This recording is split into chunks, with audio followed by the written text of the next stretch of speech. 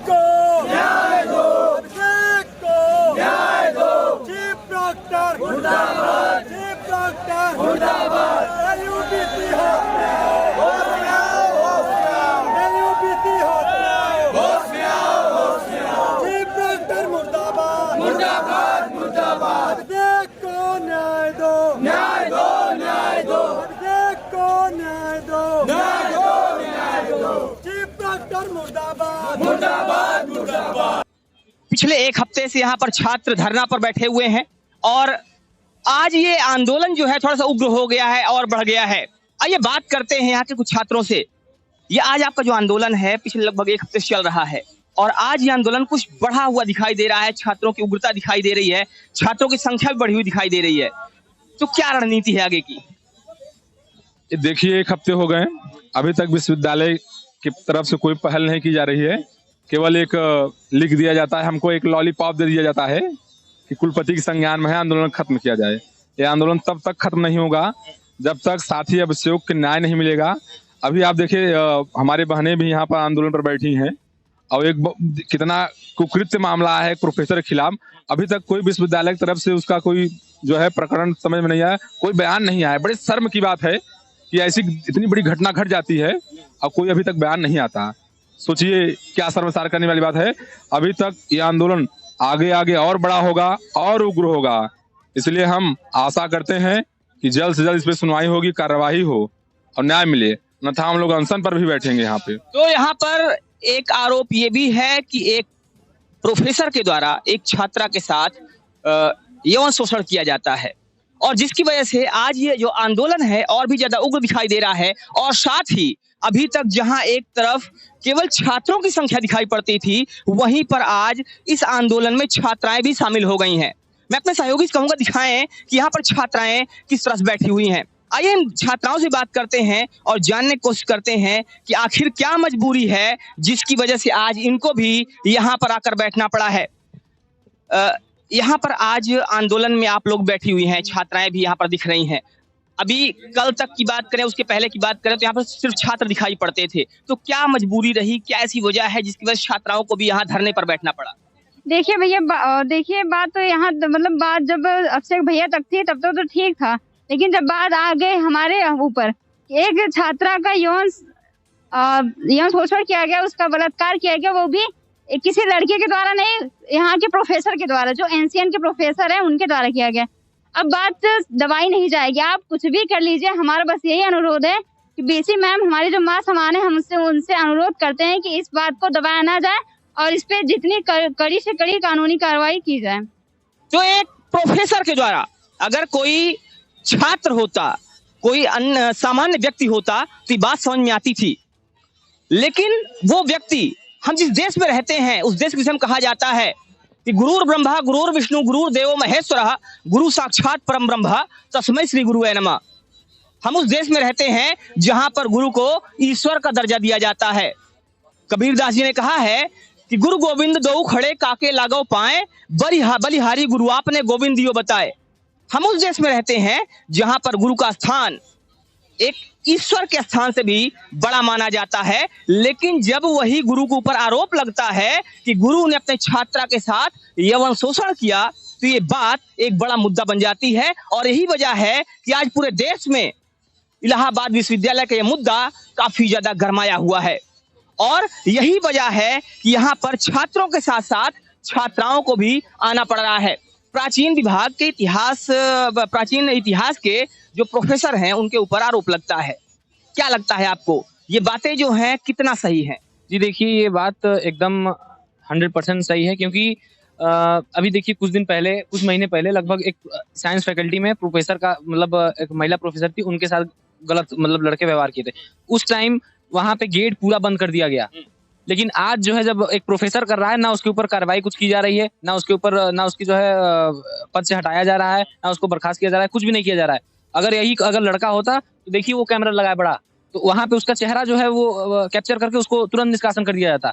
हाँ, और ये जो अभिषेक सर है हमारे, ये एकदम अच्छे सीनियर है हमारे, और अगर इनके साथ ऐसा होता है तो पूरे छात्र जो है हम सिर्फ मैं इलाहाबाद विश्वविद्यालय की बात नहीं कर रहा हूँ, मैं पूरे हर जगह हर कैंपस की बात कर रहा हूँ, DU, JNU हर जगह अभी देखिए कल ही लखनऊ की बात है, लखनऊ विश्वविद्यालय की, वहां पे क्या कहते हैं छात्रों ने प्रोटेस्ट किया, किस लिए? इलाहाबाद विश्वविद्यालय में जो गलत कार्य वीसी मैम और प्रॉक्टर जो कर रहे हैं इसके लिए। तो इलाहाबाद विश्वविद्यालय का ये मामला है काफी तूल पकड़ रहा है, और सिर्फ इलाहाबाद नहीं बल्कि इसके बाहर भी जहां जहां भी स्टूडेंट हैं वो इनके समर्थन में धरने दे रहे हैं। और आपको एक बात और बता दूं, कहीं ना कहीं इसके पहले भी ये जो महिलाओं के साथ उत्पीड़न या इस टाइप की जो बातें हैं पहले भी कहीं ना कहीं सामने आती रही हैं, और आज एक बार फिर से मामला गर्मा गया है। क्योंकि मामला प्रोफेसर द्वारा है इसलिए मामला और तूल पकड़ता जा रहा है। क्या लगता है आपको कि अभी तक ये जो स्टूडेंट और यूनिवर्सिटी प्रशासन है, विश्वविद्यालय प्रशासन है, इसके बीच जो जंग छिड़ी हुई है, संघर्ष चल रहा है, अभी तक इसमें कोई भी पॉज नहीं आया है, कोई भी बातचीत नहीं हुई है। क्या लगता है आपको ये मामला कैसे सुलझने वाला है? नहीं, हम लोग बिना इसको निवारण हुए हम लोग यहाँ से हटने वाले नहीं है, और जब तक पूरी प्रोक्टोरियल बोर्ड बर्खास्त नहीं हो जाती तब तक ये हम लोग का अनशन ऐसे ही चलता रहेगा। और ये हम लोग के बीसी मैम से जो है बहुत निवेदन है कि वो इस बात को संज्ञान में लेकर और इनके जो पूरी प्रोक्टोरियल बोर्ड है उसको पूरी तरह बर्खास्त करने की कोशिश करे पूरी तरह। तो बच्चे लगातार बीसी मैम से रिक्वेस्ट कर रहे हैं कि जो प्रोक्टोरियल बोर्ड है उसको बर्खास्त किया जाए। छात्रों का आरोप है कि पहली चीज तो ये कि एक छात्र अभिषेक गुप्ता के साथ जो कृत्य किया गया वो अपने आप में कहीं ना कहीं बहुत ही शर्मिंदगीपूर्ण है। एक छात्र को कपड़े उतार कर उसको पनिश करना, उसको गाली देना, ये कहीं भी ठीक नहीं है, कहीं भी उचित नहीं है। और आरोप छात्रों द्वारा यही लगाया जा रहा है कि एक छात्र के ऊपर, अभिषेक गुप्ता के ऊपर जिस तरह से ये कृत्य किया गया, उसके साथ में जो ये दुष्कृत्य किए गए वो बिल्कुल भी बर्दाश्त काबिल नहीं है, और इसीलिए ये छात्र प्रोक्टोरियल बोर्ड को निरस्त करने की बात कर रहे हैं। क्या कहना है आपका? जी देखिए, जो ये अभी प्रोक्टोरियल बोर्ड की बर्खास्त होने की बात की, उसमें जितने लोग भी हैं सभी लोग का सभी कैरेक्टरलेस हैं। उसमें से ना उनको बात करने की तमीज है, ना उनको क्या कहते हैं पढ़ाने की सही शैली पसंद किसी को आता है।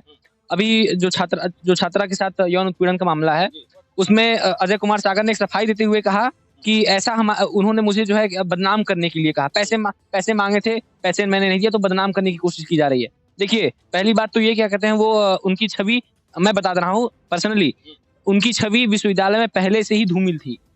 ठीक है, पहले से ही उनकी छवि धूमिल थी, सभी बच्चे उनके बारे में जानते थे। और जब ये जो अच्छा इंसान होता है उसको सफाई देने की जरूरत नहीं पड़ती कभी। ऐसे तो बहुत लोग हैं जो जिनके बारे में लोग बहुत कुछ कहते हैं, लेकिन उनको सफाई देने की कोई जरूरत नहीं, आवश्यकता ही नहीं है।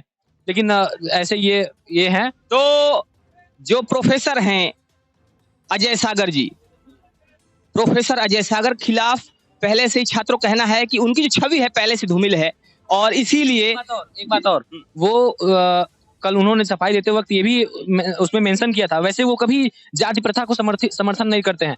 कल उन्होंने अपने मैसेज में लिखा, मैं डॉक्टर अजय कुमार सागर जो कि दलित वर्ग से संबंधित हूँ, वैसे वो कभी जाति प्रथा का वो नहीं करते, लेकिन कल जो है उन्होंने अपने जाति का वो किया। तो यहाँ पर जो प्रोफेसर साहब हैं जिनके ऊपर आरोप है, उन्होंने अपने आप को दलित बताया हुआ है और कहा है कि कहीं ना कहीं उनको बदनाम करने की कोशिश की जा रही है, उनसे पैसे मांगे गए हैं, ऐसे आरोप उन्होंने भी लगाए हैं। आप क्या कहेंगे? सर, ऐसी कोई बात नहीं है कि उनसे पैसे मांगे गए, ये पूरा झूठा आधार है। और सर, जो भी छात्र उस लड़की के साथ FIR दर्ज करवाने के लिए थाने में गए थे, अलग अलग नंबरों से कॉल आ रहा है, उनको धमकाया जा रहा है, उनको 10 लाख रुपया देने की बात की जा रही है कि तुम आओ 10 लाख रुपया तुमको देते हैं, तुम किनारे हो जाओ। और उनके सारे दोस्तों को जान से मारने की तरह तरह से धमकी दी जा रही है। और वो लड़की पिछले 2-3 दिनों से लगातार थाने का चक्कर लगा रही थी, अभी तक उसका FIR नहीं दर्ज हो रहा था। जब कल कुछ छात्र FIR दर्ज करवाने के लिए थाने पे गए, धरना दिया उन्होंने, तब जाकर अभी FIR दर्ज हुआ है। लेकिन अभी भी मामले में पुलिस भी लगता है कि विश्वविद्यालय प्रशासन के साथ और अजय सागर के साथ मिली हुई है, अभी तक उस मसले पर कोई कार्रवाई नहीं हो रही है। तो छात्रों का आरोप है कि जो विश्वविद्यालय प्रशासन है और साथ ही जो पुलिस प्रशासन है वो प्रोफेसर साहब के साथ मिला हुआ है, और जिस वजह से कोई कार्यवाही नहीं हो पा रही है। आइए कुछ छात्राओं से और बात करते हैं और इनसे जानने की कोशिश करते हैं कि आखिर ये जो मामला है, ये मामला आखिर इस मामले की सच्चाई क्या है। ये जो प्रोफेसर अजय सागर हैं, प्रोफेसर अजय सागर ने आरोप लगाया है कि उनसे पैसे की मांग की गई और पैसे की मांग पूरी ना होने की वजह से उनको बदनाम करने की कोशिश की जा रही है। उन्होंने अपने आप को दलित भी बताते हुए एक सफाई दी है। क्या कहेंगे इस पे आप? भैया, बात तो ये है, अगर कोई लड़की किसी के ऊपर भी आरोप लगा रही है और अपनी इज्जत को नीलाम कर रही है, तो ये झूठी बात नहीं हो सकती है। हम उसके लिए मांग करते हैं कि उस लड़की को न्याय मिलना चाहिए।